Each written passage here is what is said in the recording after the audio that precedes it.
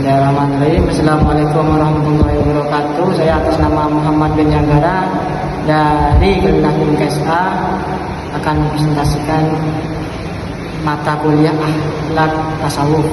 Sebelumnya yang kami hormati pengasuh Pondok Pesantren Sayyidina Hasan Linggong, yakni YI Muhammad Hasan Tawakilahullah, dan yang saya hormati Bapak Rektor Universitas Islam Sayyidina Hasan Linggong, yakni Bapak Dr. Abdul Aziz Wahab MAG,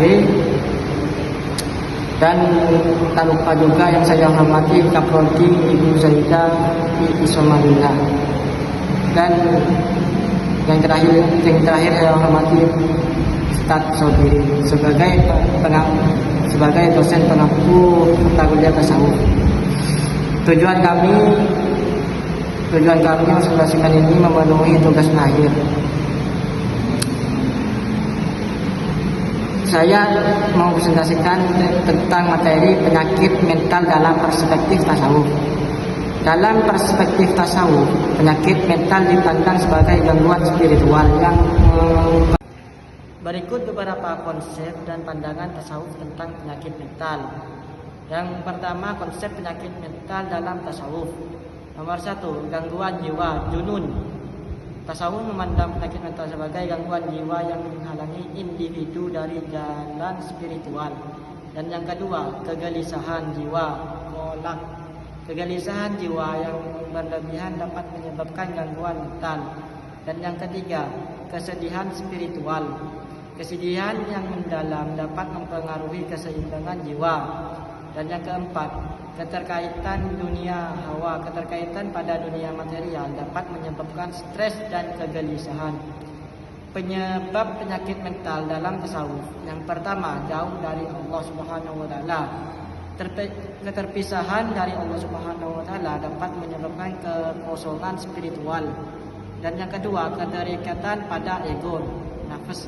Keterikatan pada ego dapat menyebabkan kegelisahan dan kesedihan. Pengaruh setan dapat mempengaruhi pikiran dan perilaku. Dan yang keempat, kurangnya kesadaran spiritual. Kurangnya kesadaran spiritual dapat menyebabkan kehilangan arah. Dan ada juga pengobatan penyakit mental dalam tasawuf. Zikir dan doa, mengingat Allah Subhanahu wa taala melalui zikir dan doa. Yang kedua, meditasi spiritual, muraqabah, bermeditasi untuk meningkatkan kesadaran spiritual. Dan yang ketiga, pengendalian ego, nafas, pengendalian ego dan keinginan. Dan yang keempat, penerimaan dan pasrah, menerima keadaan dan pasrah pada kehendak Allah Subhanahu wa taala.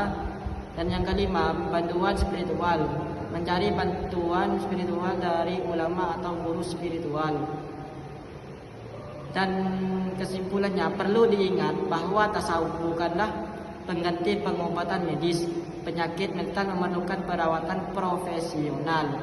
Konsultasikan dengan ahli kesehatan mental dan ulama. Baik, cuma itu yang saya presentasikan. Kurang lebihnya mohon maaf.